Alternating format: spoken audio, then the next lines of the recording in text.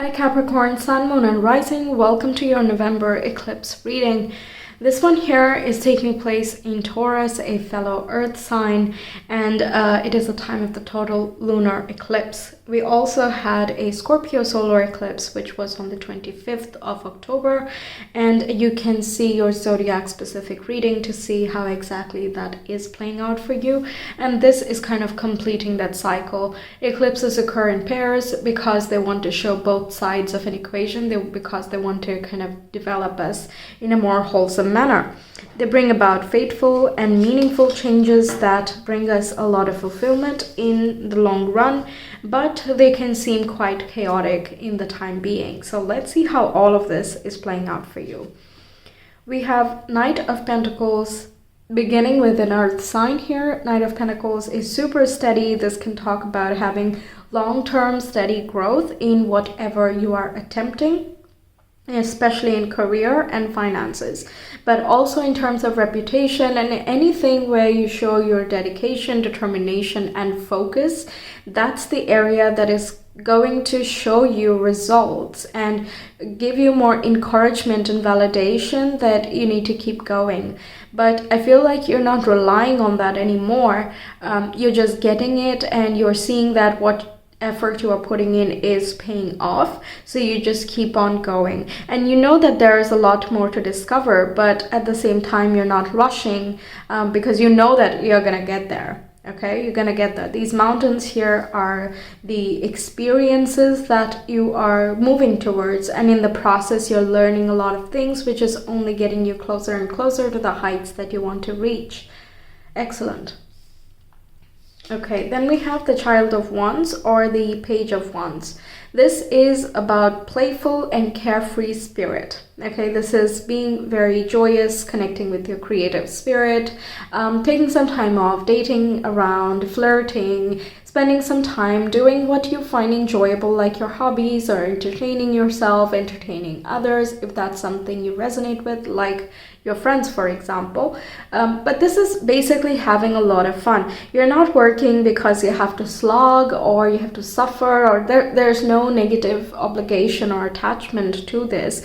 And this here is basically saying, let that childhood spirit come out and play, have some fun, let loose, and let life inspire you. You know, Child of Wands is not trying to create yet. It wants to, definitely, but it is at the moment awestruck by all the beauty that is around it. Okay, so it is in that beginner stage of moving towards the Knight of Wands, then the Queen and the King, right? So allow the world to inspire you, allow your external reality to surprise you, move in those directions which you find that you've not experienced before, because why not? You know, it's something like that. Page of Wands is like, why not? Let's just do it. I've not done that before. It sounds exciting, sounds fun. Let's go ahead and explore this particular option. Of course, this work can be something that you're putting towards, some time and effort you're putting into your creative work. If that's something, again, you want to, because it helps you express yourself in a different manner. So I feel like you want to explore many different options in the way that you can show up in the world, regardless of whether it has a career attachment to it or not. And in the meantime, you're perhaps making new friends, or you're not afraid, you're not shy from, you know, interacting with different people, and that's again sparking back a lot of life into you and a lot more inspiration as well. Okay, I'm feeling a lot of ideas as well coming to you, even though we don't have the Swords card just yet. Next, we have the Hanged Man. This talks about looking at things from different perspectives, hanging back, observing objectively instead of getting very caught up in the local space, so to say. So you have some type of distancing from these people, let's say, or even expectations. This can be taking a break from your regular work so that you can explore different options, perhaps go for a hike, go for a trip, take a short break, all these things. You know, you're spending some time either by yourself contemplating or going somewhere far away with people you care about, such that you're seeing a different perspective of your reality. And at the same time, that is also helping you redefine your goals and aspirations as well, is what I'm hearing. You're paying attention to your emotional body. If you don't feel up to the task, you're not pushing yourself, which is a very good idea given that, Mars is in retrograde now and will be till the end of January, and this year is playing out by around February. These eclipses are going to show their full manifestations. So at least for this chapter here. So the Hangman is giving me the thought that you will be redefining the goals to best suit what feels right to you, instead of trying to forge a completely new path or reinvent the wheel. Okay, you're also observing what you have achieved so far. That could be the form of validation too that I was getting earlier. Yes, we have the Two of Cups, which can be connecting with someone on a deep friendship level, or it can be a romantic connection, a platonic connection turned romantic as well as possible. This is just having a very harmonious flow between you and others, and you're also having fun. It can very much signify dating as well. So if you're looking for someone, you can find someone here who shows you a completely different view of life, who is not like you at all, but at the same time, you feel extremely drawn and magnetized towards this person because there is so much difference. It's sort of like the opposites attract. That's what I'm getting. But at the same time, you're not so opposite that you totally do not relate with one another, right? You relate, you have some things in common, and you can get started off on that, but you're building the connection by learning more about one another. I feel a lot of openness and curiosity as well. The Page of Wands does talk about curiosity too, because everything new kind of inspires it to keep on moving. And the Two of Cups can have this harmonious flow only when both are equally participating, both have their minds and hearts open to connecting. I love the water lily here, which signifies enlightenment, bliss, and prosperity as far as I remember. Also signifies compassion, I think. I don't quite remember the exact words here, but I'm getting that vibe now. But I'm feeling that you're feeling very drawn towards someone or some people who you closely relate to, and they are showing you a very different perspective. Then we have immersion with these octopus tentacles. Okay, so you might be interested in delving into the mysteries is what I'm getting. You want to get immersed in a topic, in a conversation with a person. You want to not be entangled in everything practical all the time through this eclipse here. You want to explore what else is out there. You're also exploring different realities and perspectives that people experience. And that is kind of expanding your understanding of where you live. Okay, and who you are, what life you have led, and how that has impacted you, and so on. There are many ways that these questions can play out, but it is various questions at the same time through which you are expanding yourself. And that might not be your, go-to method of learning, because Capricorns like it slow and steady. But this year is kind of bringing in a lot of things that you need to look into or you want to think about, you're delving into. But as you delve into them, you will be doing them one by one. Okay, so even if the ideas come all at once, you are getting into them one by one. So it's still done in your style. Okay, that's good. Then we have study. So something you are excited about to learn, to get further into. This is also keeping an open mind and learning. That's basically studying, right? Keep an open mind, be open to receiving, and keep on learning. And that doesn't matter where it comes from. You can pick up a book if you want. You can read a novel if you want. And you're learning a lot of, different languages or different writing techniques, for example, different perspectives through that. Even if you're not into meeting someone new at this time, then, this can be talking about connecting with people who also read similar books, or that you are connecting with the author, that timeline, things like that. It is also, again, connecting with people one-on-one and them teaching you a lot of new perspectives. Okay, the blue and yellow, I really like that we have the balance between the water sign and the fire sign, which signifies that you are in harmony once more. Then we have creator alchemy. This is like DNA stuff, right? This is creation and regeneration. This is rejuvenating your energy, kind of scripting your life in a different way, I'm hearing. Like you are more aware of all the talents that you have, all the skills you've developed so far, and also the things that you have not developed yet and which show great promise and potential. You're taking this in a way that, another unexplored area, not for long. Okay, there is a very positive mindset to it. You're very happy to discover new horizons, and you're very willing to incorporate new skills into your personality, your work ethic, your hobbies and entertainment zone, the people you surround yourself with, and so on. So you're creating a whole new space for yourself such that you can create even more. Okay, then we have fierce serenity, which also corresponds with the 5th house of Leo, and also the strength card in the tarot.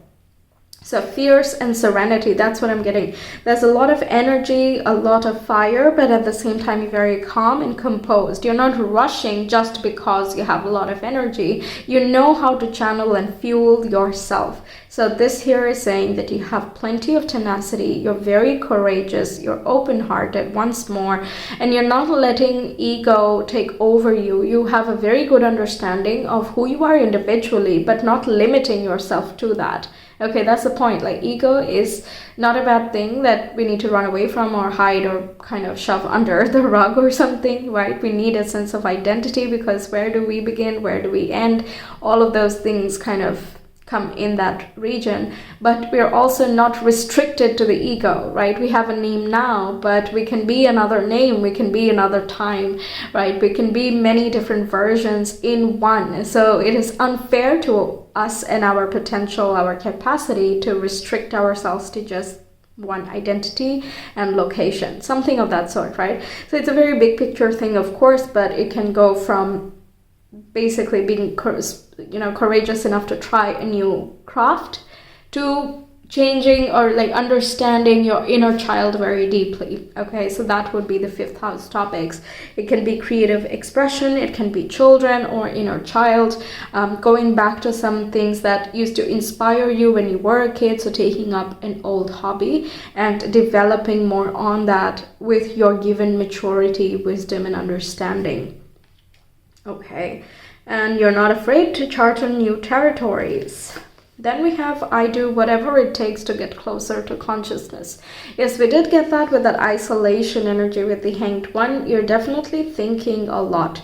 You want to be immersed into a whole new phase, whole new place, a different way of being. There's like, I'm hearing spice of life, but I'm not hearing variety is the spice of life, but you really want that spice. Okay, so I do whatever it takes to get closer to consciousness talks about a deepening level of bliss and harmony and oneness within yourself, with the universe, and with any people that you're interacting with at this time. Okay, and your intuition is definitely rising, and wisdom and enlightenment, illumination is connected with the owl here, who's able to see in the darkness because it trusts its own vision, that it doesn't matter, light is here or not here. I'm used to the subtle energies, therefore I can navigate myself. So the owl is that's what the owl would represent here. You're very deeply connected with the Hangman. Those are the messages I'm repeatedly getting there. Okay, then we have true healing occurs when I give myself permission to feel whatever feelings live below the triggers. Yeah, so why have you not tried something new? These can be some questions that get answered, like, oh, I have not been getting into new languages because I'm kind of shy to try or something, or I don't want to explore this new city because I've never been there and it seems a little bit too much for my taste. Something of that sort, where we have a preconceived notion and we stand by it as if it is the truth, right? So then that becomes a sort of an illusory mask that stops us from going in a direction that would maybe, work out very well.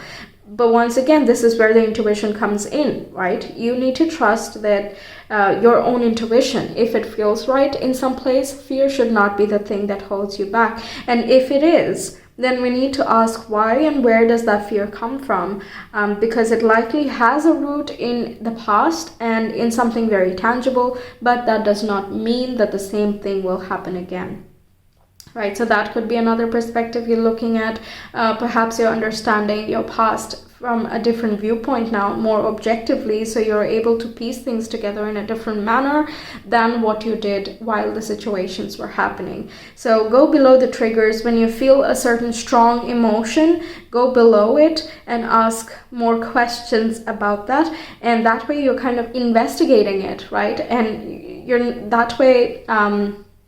how do I say, you're more prone to ask the right questions and get the right answers instead of keeping circulating the same belief systems. Because this way we also change our goals and what we want from life. And that again shapes our reality down the line. So a lot goes on with healing here. It's kind of cyclical the way it impacts us. So yeah, if this card comes up, it's probably asking you to shed some things that are not relevant for you anymore. And again, it won't feel very painful. It is just going to be triggered by someone that you interact with. It can be something you read and you realize certain things, okay? You just see your life in a different way. It's sort of like that, okay? A form of surrender is also here. You don't need to control situations.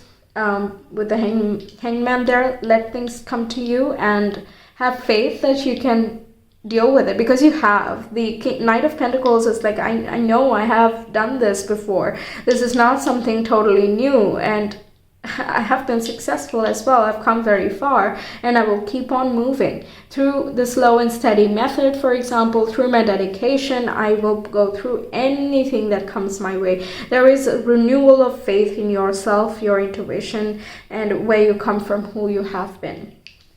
Wow. So Capricorn's case, November eclipse. We have the 4th house, Venus and Cancer. That is excellent. That is excellent. So there is a lot of peace and harmony at home, connecting with the mother figure or sisters if you have any. That can also be very beneficial. You can also connect with people who are your soul family, who feel like home. And these are more likely feminine members. Can be a childhood friend, by the way. That you are connecting with again, someone who lived near your house while you were growing up. These are some specific messages, I know, and it will not resonate with everyone, but still. And it also talks about, again, that emotions, you're finding emotional stability, you're understanding your emotional and intuitive nature a lot deeper.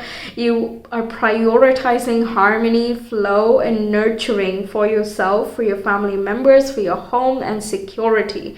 Okay, stability, security, and your roots. These things are super important to you. Who are you at your core? What do you stand for? What do you value? What are you willing to protect? What are you fighting for? All of these things. Cancer is right opposite Capricorn, right? So again, this can be talking about meeting someone who has, let's say, a Cancer rising, or has moon in Cancer, something very prominent Cancer, if you are a Capricorn rising, for example, right? But it basically talks about how you are very grounded and practical and very focused, dedicated, and all of that. Meanwhile, the opposite sign is more about emotions and nurturing and finding flow. And at the same time, it's not just, flowing with whatever comes, because Cancer is also about protecting what is your own. And Cancer is as well super action oriented, just like you are. It's just in a different way. So that's what I meant earlier, that you have enough in common that you can build a good connection, but then your differences is what makes everything more inspiring and exciting as well. Yeah, so love, art, harmony, all of these things are taking a higher priority for you through this eclipse here. Okay, so that's what I have for you, Capricorns. Thank you so much for being here. I really hope the messages resonated and that they help you out. Let me know your thoughts and like and subscribe it really helps grow the channel, honestly.